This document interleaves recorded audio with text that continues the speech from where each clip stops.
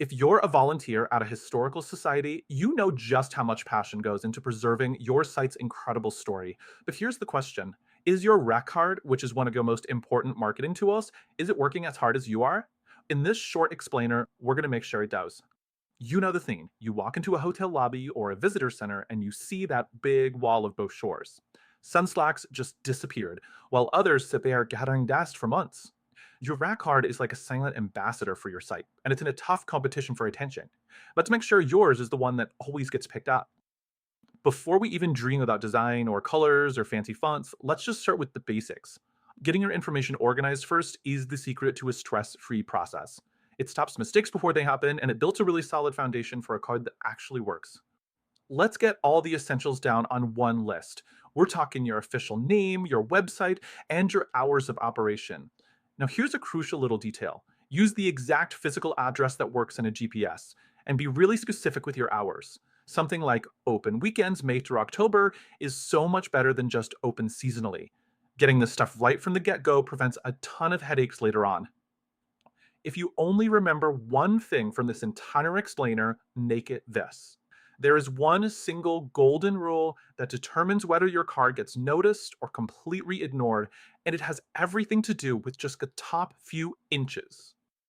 Take a look at this card. It seems great, right? It's got a beautiful photo of the historic house, the name is clear, the colors are nice, but it is destined to fail out there in the real world. Why?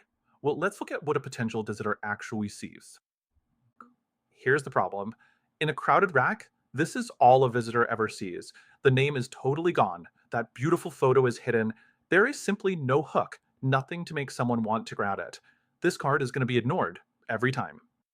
That top third, that's your entire sales pitch. It's the only part of the card you can absolutely guarantee people will see. So this is where you must put your absolute best photo and a bold, clear headline.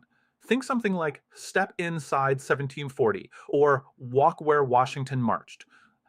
So that precious top third has to pass what I like to call the 1 second test. Think about it. Someone's scanning a wall with dozens and dozens of cards. You have about 1 second, maybe less, to grab their attention, and that requires a really powerful image and incredibly focused text. Let's talk about images for a second.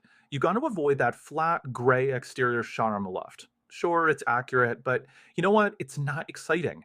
Instead, look for something with life, like what's on the right. Maybe a person in period clothing, a really unique architectural detail, or a warm, inviting interior shot. Remember, you're competing with wineries and river cruises out there. Your image needs to tell a story instantly. You ready for a pro tip? One of the biggest missed opportunities I see is when people print one generic card and then just use it for years and years. To really, truly stand out, you should think about creating different cards for different seasons. This simple change keeps your message fresh and super relevant to what visitors are looking for right now. So, after all of this, it can be really easy to feel like you have to cram every single detail about your wonderful, amazing site onto this tiny 4 by 9 inch piece of paper. But let's take a step back and clarify what your card's real job is. Its only job is to be interesting enough to get pulled from that rack. That's it. It just needs to spark a little curiosity, clearly state what you offer, and tell people when and where they can find you. Their card just starts the conversation. Your amazing historic site is what finishes it. By focusing on that crucial top third, choosing an engaging image, and just keeping your message clear and simple, you can transform a piece of paper into one of your hardest working ambassadors. So go take another look at your card. What story is its top third telling?